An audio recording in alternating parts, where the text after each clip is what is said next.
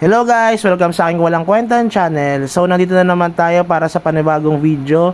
Ngayon ang ating papakita naman ay PvP content na naman ulit. So kailangan nating i-gauge itong ating swiftness na wizard dahil sa energy wizard natin nasubukan natin at medyo hirap tayo sa mga kategoryang ito sa PvP. Lalong-lalo na kapag kalaban natin ay yung GL, yung Grow Lancer at the same time yung BK. So ang kalaban natin ngayon ay Blade Knight. Alam nyo ba siya ay top 32 overall sa aming cross server at tayo naman ay top 34 guys. Top 34 no. So kung makikita nyo dito ay mas malakas ang battle points niya compare sa atin. Pero alam nyo ba, nung wizard energy ako, hirap na hirap talaga ako sa mga BK kahit na low level sila at mas mataas ang battle points ko. Kita nyo yan at makikita nyo yung set niya guys. T12 full option, napakalakas. Tapos yung sword niya, 3 options yan. EDR, tapos may attack speed, tapos damage. Tapos yung kanyang wing, maganda din yung wing niya guys, naka third wing na rin siya. Naka demon buff na rin, so ibig sabihin, or demon yung kanyang angel. So biruin mo yon, spender din siya guys. Dahil syempre may demon siya. So hindi mo na makukuha yun kung hindi ka masyadong spender, lalo na sa amin. Wala naman nagbibentang ganun guys, no? So yan, kung makikita nyo, mas mataas siya sa atin. Tapos ayaw ko nga kalaban ang BK nung ako ay energy wizard. Ngayon tayo ay nagpalit ng swiftness. Kung makikita nyo, hindi pa tayo T13, hindi pa tayo full option. Isa pa lang, yung gloves pa lang ang full option natin sa T13. Tapos yung armor natin, naku sayang yan, hindi pumasok yung ating HP. Anyway, hindi ko alam kung papalitan ko yan or okay na yan kung ganyan na siya. So susubukan natin guys yung Blade Knight dahil natapos natin yung Dark Lord, 'di ba, last video natin. So tandaan nyo guys, no, ayaw ko siyang kalaban kahit dati pa itong mga BK, lalo na naka full option dahil malaki ang buhay nila, malaki ang reflect nila pag nadadamage natin sila. Tapos syempre yung basta ang ganda ng set niya talaga, ang ganda talaga guys. Kung ako ay isang BK, talagang favorite ko ang PvP, lalo kung ganun yung set ko. 3 option yung T12 na swords niya, yung dalawang yung sword. So tayo, T12 lang yung sword natin, ay yung staff natin. Tapos 3 options din naman. Tapos naka T13 tayong shield, attack shield guys. Pero syempre nagbago tayo ng ng ating pangalan natin, yung talent natin. So para mag-gauge natin kung malakas ba talaga sa PvP or okay itong swiftness wizard pagdating sa PvP. Kasi 'di ba may video tayo last day ata na yung ating character na ito, yung swiftness natin, halos same sila ng energy in terms of red boss at sa dungeon. Halos the same lang sila, no? Wala silang masyadong pinagkaiba. Kahit yung sa leveling, parang mas mabilis magpa-level dito kasi sa swiftness siya. Kasi nung nasa dungeon ako at saka, or yung DS at saka Blood Castle yun guys medyo mas malaki XP ko. Tapos parang 2 days lang nakapagpa-level na tayo, no? 2 days lang level up na tayo guys. So yan yung ating makakalaban. Full option guys, diba? Ang lupit talaga ng set niya, nakakatakot. Biruin mo yan, may attack speed, wala lang siyang yung isa pang option. Tapos yung wing niya, 'di ba? Naka third wing, tapos merong magandang option. Compare naman sa atin, naka third wing nga tayo kasi parang kino-consider ko itong wing ko na 2.6 lang.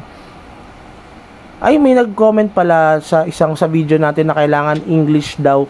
Or hindi naman, consider ko daw na English yung comment ko or parang video ko dahil nga syempre yung mga viewers daw, some of them are from other country. Okay, so subukan nga natin. Ayoko nang ulitin. Ulitin ba natin? Wag na siguro. Hindi naman din ako fluent mag-English. Baka mabash lang ako. Then yung ibang mga Pinoy, 'di ba, alam niyo naman, mga mga nagsasabi sila trying hard or something na ganyan. So ayaw natin gawin 'yon. So hayaan natin, at saka mas komportable ako sa ating lengguwahe. Ginastify, no guys. Anyway, yan. Sinubukan natin, nagkaroon na tayo ng laban dito sa ating BK. So, ang lamang lang ako sa kanya, nakikita ko talaga guys. Kitang-kita naman, syempre yung level gap ang ating BK. Pero, nakakatakot kasi yung set niya guys, no? Parang, syempre, T12 yan, na full option. Then, yung swords niya, 3 options yan, then naka third wing na rin, tapos maganda yung option and yung absorb and damage niya guys. So let's see if we can fight against this Blade Knight.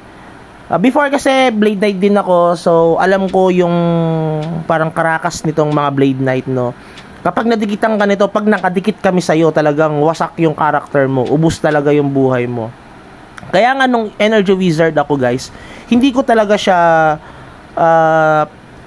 hindi ako nakikipaglaban ng PvP kasi sinubukan ko na rin kasi yun guys. Mapapahiya lang talaga ang Energy Wizard. Ewan ko kung sa ibang mga server, kasi baka sabihin nyo mahina ka lang talaga, no? So baka may nagsabi niya sa comment section.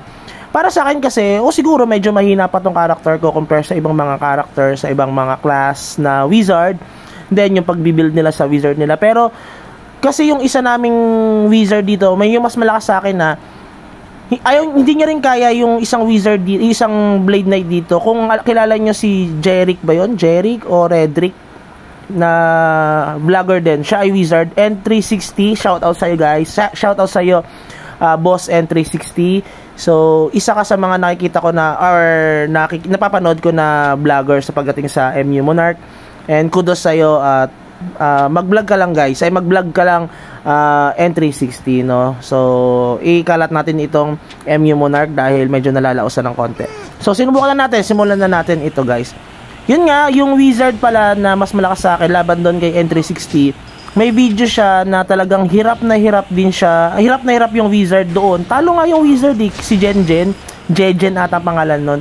Mas malakas sa akin yung guys, pero tinalo siya ni N360. Si N360, yan, baka nanonood ka dito, shoutout sa'yo, comment ka naman, no, na mag-PvP naman tayo, kasi hindi kita ma-tsempohan lagi lang kasi ako paggagabi naglalaro, pag umaga kasi AFK lang tayo. So yan ang playing style natin sa wizard, na swiftness, laban dito sa Blade Knight.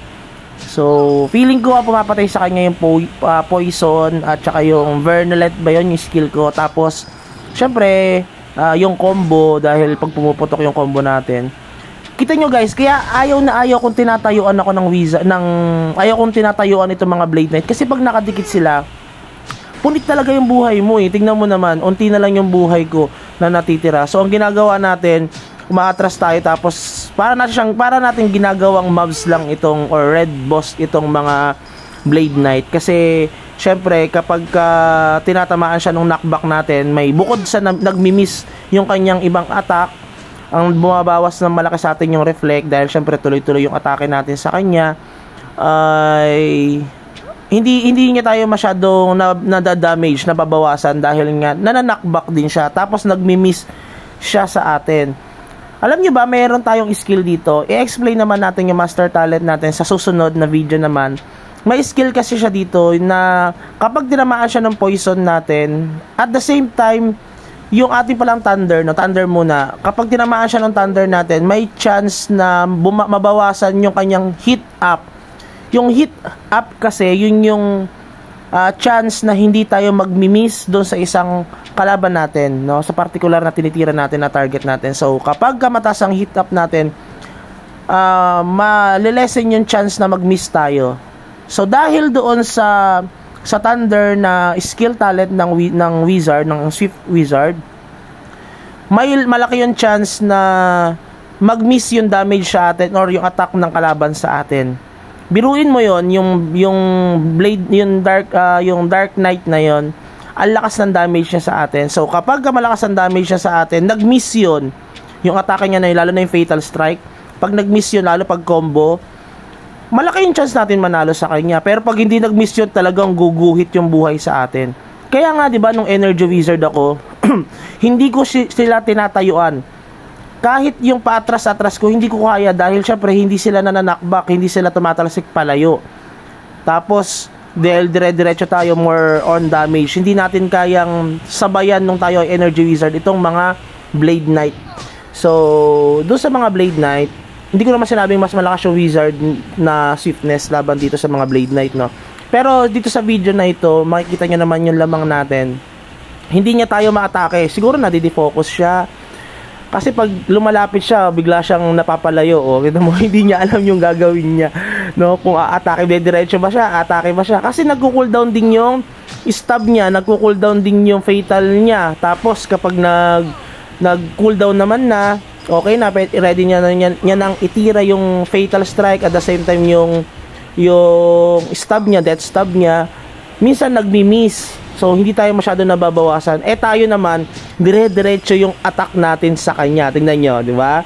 May mga miss tayong attack sa kanya pero mas marami yung mga pumapasok. Even though na medyo mahina yung damage natin sa kanya. Pero makati, di ba? Tapos pag yun, tumama yung Vernolent na, ewan ko kung tama ba yung pronunciation ko doon. Hindi ko kasi siya nabasa ng malinaw eh. Yung skill natin yung parang bungo na yan.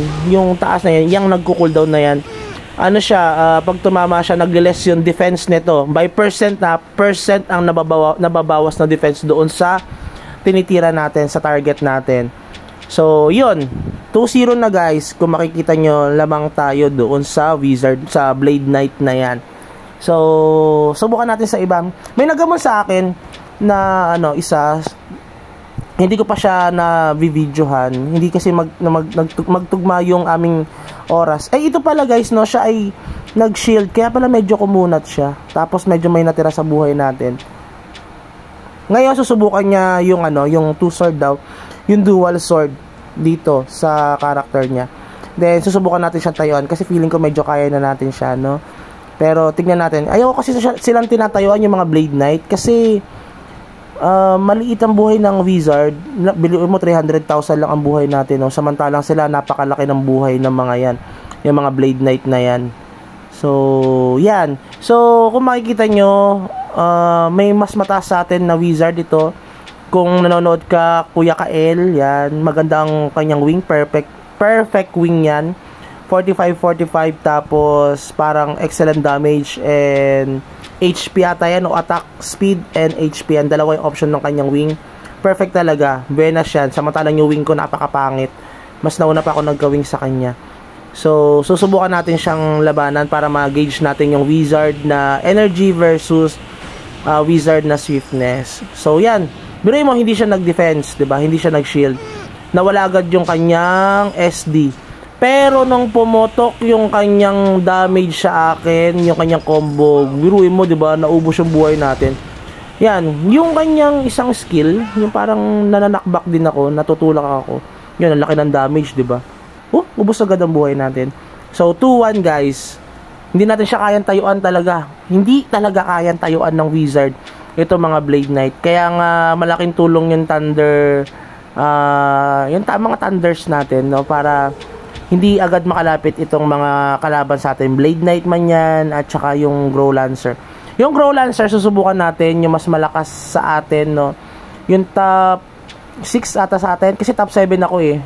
Tapos overall, top 26 siya, ako top 34. Pero gap siya sa akin, no, ng konting level lang naman. Pero magaling talaga siya mag-build ng character. Malakas din yon, mabilis siya magpa-level. Si Kero, kung kilala nyo si Kero, yung dating binubuli tayo, hanggang ngayon pa naman, hindi naman na tayo binubuli kasi magkaibigan na kami. So, may friendly naman kasi talaga tayo. Friendly din naman yon. Ang ayaw niya lang or yung kalaban niya lang is yung mga ibang lahi. So, anyway, ay guys, kung kayo ay nakarating dito sa video natin, tuloy-tuloy lang ito, no. Please consider like and subscribe. Malapit na tayo mag 1,000. So, baka ma-monetize na tayo. Magpapalaro tayo. Kung meron man, no. Kasi hindi ko naman din inaasahan yon. Gusto ko lang siguro mataas yung subscriber natin. Pero, mag-subscribe na rin kayo, guys. Parang awa nyo na. Konti na lang eh. No, magiging legit na vlogger na tayo. Baka kapag gano'n, lagi na lang, kasi mataas din ang views ng mga akyat bundok natin. Baka kapag gano'n, puro akyat bundok na lang ang ating i-vlog. Pero magastos din yung akyat bundok. Magkano din ang nagagastos natin per akyat, parang weekly. Pero hindi ko kasi ito maiwan tong MU Monarch kasi isa to sa mga childhood na nagpalaki, no. Ito talaga yung pinaka minahal ko na laro maliban sa ex ko syempre. Anyway, shoutout kay X, February 14 na. Bukas na yun, ay hindi, Friday, no? Kasi February 12 pa lang ngayon ng gabi, nare-record natin to. Kung may kakilala kayo dyan, guys, pakilala nyo naman, no? Hindi kasi pwede yung girlfriend ko kasi magagalit yung kanyang asawa. Kaya hindi kami pwede sa 14. Hindi, joke lang, no? Wala tayong jowa. Dahil dito sa MU Monarch, alam nyo ba kung bakit ako naging single? Dahil dito kay MU Monarch, nakwento na, no? Nakwento yung talang buhay, no? Dahil sa MU Monarch na yan, kaya tayo naging single ng ilang buwan na. Siguro mga 6 months na, or 5 months na. So, ayun, pinapili niya kasi tayo, MU Monarch or siya. Syempre, ayun, single tayo, no? So, bahala siya sa buhay niya. Marami naman dyan. Anyways, so, yun, nakita nyo naman, guys. Panalo tayo dito. 3-1 ang laban natin sa Blade Knight na ito, guys. So, hindi ko naman sinabing mahina siya. Malakas siya. Biro mo yung set niya. Isa sa mga kinakatakutan to dito. Pero syempre, malakas tayo. De, joke lang. So, yun lang siguro. Bahala kayo kung gusto nyo i-judge. Kung ano masasabi nyo dito, feel free to comment sa ating comment section sa baba. So, maraming salamat sa panonood ng aking walang kwentang channel. Have a good day. Bye-bye.